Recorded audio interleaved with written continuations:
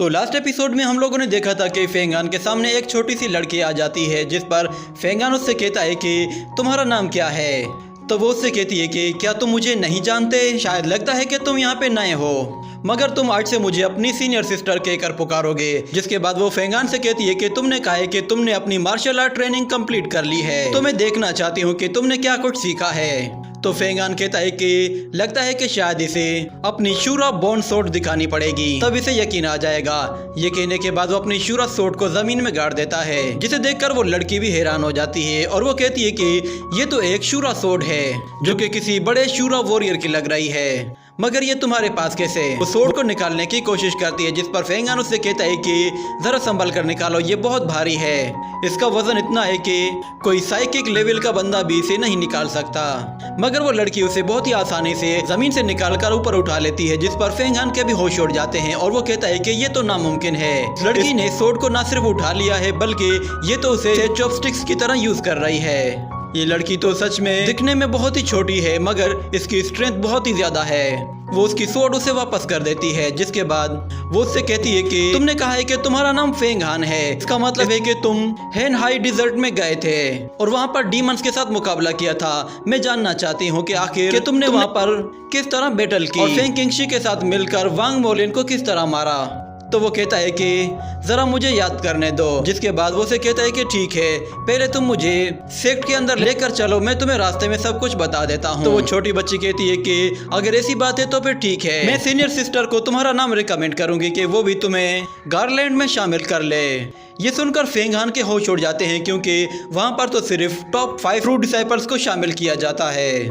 जिसके बाद अब उसे समझ में आने लगता है कि ये लड़की कोई मामूली लड़की नहीं है, ये इस सेक्ट की किसी बड़े एल्डर की बेटी है। और फिर हमें सेक्ट के अंदर का सीन दिखाया जाता है, जहाँ पे सब लोग एक लाइन बनाकर खड़े हुए होते हैं और वहीं पर वो छोटी सी लड़की फेंगान के साथ आ रही होती है और रास्ते में उसे ज़ुओ नजर आ जाता है, जिस पर वो कहता है कि इसकी फ्लाइंग शॉट तो मेरी बॉडी के अंदर चली गई है, मैं इसे वापस भी नहीं कर सकता, पता नहीं ये मुझे देखकर फिर से क्या कहेगा। तो वो दोनों जैसे उसके पास से गुजरते हैं तो वो लड़की आगे चली जाती है और ज़ुओ फेंगान को रोक लेता है और कहता है कि तुम यहाँ पर क्या कर रहे हो। और दूसरी तरफ हमें उस यंग प्रिंस को और फेंग किंगवी को दिखाया जाता है, जो कि एल्डर ली जिया के पास आते हैं और वहाँ पे खड़ा हुआ एक एल्डर फेंग किंगवी के हेन हाई डेजर्ट का नामों के बारे में पढ़ रहा होता है, जिस पर एल्डर ली जिया थोड़ी सी खुश होती है। जिस पर वो एल्डर कहता है कि तुम्हें बहुत ही मुश्किल से टीचर ने एक्सेप्ट किया है। वो उन्हें कुछ जे टोकन्स देता है और कहता है कि ठीक है, तुम लोग यहाँ से जा सकते हो और 5 दिनों के बाद अपनी असेसमेंट के लिए तैयार हो जाना। तो वो लोग उस जे टोकन को लेकर वहाँ से चले जाते हैं। और दूसरी तरफ फेंगान जब ब्रदर ज़ुओ के पास पहुँचता है तो वो कहता है कि ब्रदर ज़ुओ, तुम हेन हाई डिजर्ट से वापस आ गए। तो ब्रदर ज़ुओ कहता है कि सीनियर ब्रदर हुआन जब हेन हाई डिजर्ट में पहुंचे थे तो तुम उस वक्त वहां पे नहीं थे। मैं जानना चाहता हूं कि तुम इतना सेफली वहां से कैसे निकल गए, आखिर तुम कहां छुप कर बैठे थे। तो फेंगान कहता है कि मेरा स्टेटस इतना हाई नहीं है, इसलिए मुझे इससे नहीं उलझना चाहिए। तो वो उससे कहता है कि ब्रदर, मुझे लगता है कि शायद मुझे तुम्हें किसी सवाल का जवाब देने की जरूरत नहीं है। ये सुनकर ज़ुओ को गुस्सा आने लगता है, मगर इतने में वो छोटी लड़की वहां पे आ जाती है और कहती है कि ये तुम क्या कर रहे हो, तुम जानते भी हो ना मैं फैमिली क्लब से हूँ, इसलिए मैं चाहती हूँ कि फिलहाल तुम मेरी नज़रों से गुम हो जाओ। ये कहकर वो फेंगान को लेकर अंदर चली जाती है, जिस पर ब्रदर ज़ुओ उनको देखते ही रह जाता है और वो फेंगान को लेकर सीधा महल के अंदर आ जाती है और सारी लाइन को तोड़ते हुए सबसे पहले जाकर खड़ी हो जाती है। और वहाँ खड़े सब लोग फेंगान को देखकर कहते हैं कि ये लड़का कौन है और इसके पास तो एक शूरा सोर्ड भी है। तो फिर दूसरा बंदा कहता है कि ये तो एक आउटर डिसाइपल है, मगर इसके पास शूरा सोर्ड कैसे आई, ये तो नामुमकिन है। और फिर जब फेंगान की बारी आती है तो वो छोटी लड़की अपनी सिस्टर को इशारा करती है, जिसके बाद वहाँ खड़ी एक और लड़की उसे चुप करने के लिए कहती है, मगर वो उसे हेलो करके सीधा अपनी सीनियर सिस्टर के पास चले जाती है और उसके पास बैठकर उसे कहती है कि सीनियर सिस्टर, मैं आपको कुछ बताना चाहती हूँ। वो उसे फेंगान का नाम लेकर कहती है कि ये लड़का फेंग किंगशी के साथ हेन हाई डिजर्ट में था और इसने वहाँ पे बहुत सारे डीमंस को मारा है। तो ये सुनकर ली जिया पहले थोड़ी देर सोचने लगती है और फिर कहती है कि तुम्हारा नाम फेंगान है ना। तो फेंगान कहता है कि मैं ही फेंगान हूँ। और फिर वहाँ खड़ा एल्डर उसकी शूरा सोर्ड को देखता है और वो कहता है कि ये तो एक हाई लेवल की शूरा सोर्ड है। तो लीजिया उससे कहती है कि तुम्हें पहले अपनी फ्लाइंग शॉट के साथ प्रैक्टिस करनी चाहिए, तब तक के लिए ये शूरा शॉट तुम मेरे पास रखवा सकते हो। वो उसे सेक्ट में इन कर लेती है और कहती है कि तुम आज से ही अपनी ट्रेनिंग शुरू कर दो, जिस पर वो उन लोगों को थैंक्स कहता है। और जब वो सेक्ट के अंदर आ जाता है तो वहाँ मौजूद डिसाइपल्स उसे देखकर उसे छेड़ने की कोशिश करते हैं, जिस पर वो गुस्से में उनसे अपना हाथ छुड़ाकर आगे जाने लगता है। तो फेंग किंग भी उससे कहती है कि वहीं रुक जाओ। तो फेंगान वहीं पे रुक जाता है, जिसके बाद वो उससे कहती है कि लगता है कि शायद तुम भूल गए हो कि मेरी सिस्टर की वजह से तुम यहाँ पे हो, इसलिए अपनी औकात मत भूलो। चलो मेरे सामने घुटनों पर बैठ जाओ और अपनी औकात याद करो। तो फेंगान उससे कहता है कि फेंग किंगशी ने मुझसे वादा किया है कि वो तुम्हारी शादी मुझसे करवाएगी, इस हिसाब से तो तुम मेरी मंगेतर बन गई हो, और मैं नहीं चाहता कि मेरी मंगेतर किसी भी लड़के के साथ यूं घुमा फिरा करे, खास तौर पर उस आइलैंड वाले लड़के के साथ। ये सुनकर फेंग किंगवी को भी यकीन नहीं आता कि उसकी सिस्टर ने उसकी शादी फेंग हान के साथ तय कर दी है। तो फेंग हान उससे कहता है कि आज से मैं तुम्हें कभी भी उस लड़के के साथ ना देखूं। ये सुनकर वो यंग प्रिंस गुस्से में आ जाता है और कहता है कि लगता है कि इसे इसकी औकात याद दिलानी पड़ेगी। वो जैसे ही फेंग हान पर अटैक करने की कोशिश करता है तो फेंग हान उस पर एक जोरदार किक से हमला करके उसे उठाकर दूर फेंक देता है, जिससे वो काफी इंजर्ड हो जाता है। तो उसके बाद जुओ उस पर हमला करने के लिए आता है, तो फेंग हान जुओ को भी एक ही किक से ढेर कर देता है। ये देखकर फेंग किंगवी के होश उड़ जाते हैं और वो कहती है कि अचानक से तुम्हारी कल्टीवेशन इतनी ज्यादा हाई कैसे हो गई।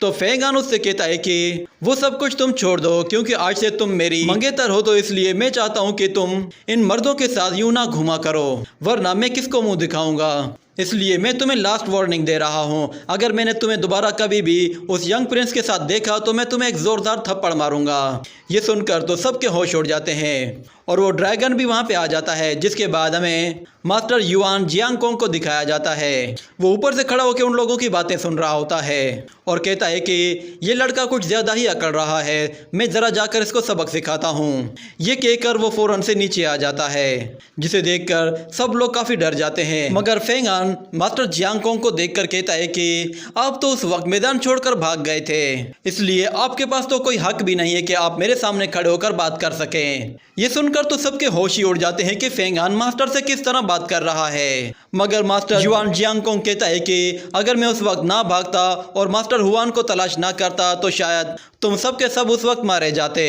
मगर फेंग हान कहता है कि नहीं, आप उस वक्त भागकर निकल गए, जिसकी वजह से सिस्टर मोल को अकेले ही फाइट करनी पड़ी। वो अपनी आखिरी सांस तक पिंक प्रिंस से लड़ती रही और आखिर में उसे अपनी जान देनी पड़ी। उसने अपनी जान देकर मुझे और होंगवी को बचाया था। मगर आप उस वक्त अगर वहां से ना भागते तो शायद सिस्टर मोल आज जिंदा होती। ये सुनकर मास्टर युआन जियांगकोंग भी खामोश हो जाता है। मगर एक डिसाइपल कहता है कि तुम अपनी बकवास बंद करो, तुम ब्रदर युआन पर इल्जाम लगा रहे हो, और तुम लोगों को क्या लगता है कि उस पिंक प्रिंस ने तुम लोगों को जहर दिया था। ये सुनकर ही मास्टर जियांगकोंग कहता है कि देखा, सब कुछ तुम्हारे मुंह से खुद ब खुद बाहर निकल रहा है। चलो अब सब कुछ बता दो कि तुम क्या कुछ जानते हो, वरना मैं तुम्हें फोर्स करूंगा। वो दोनों आपस में लड़ने के लिए तैयार हो जाते हैं, जिसके बाद अचानक से आसमान से पावरफुल एनर्जी नीचे आती है, जिसकी ग्रेविटी की वजह से सारे ही नीचे झुक जाते हैं। और मास्टर जियांगकोंग देखता है कि मास्टर यान वो इस लड़ाई से पीछे हट रहे हैं, और फेंग हान भी मास्टर टियानजिन के आगे झुक जाता है। और फिर मास्टर टियानजिन की आवाज सुनाई देती है, जो कि मास्टर जियांगकोंग से कहता है कि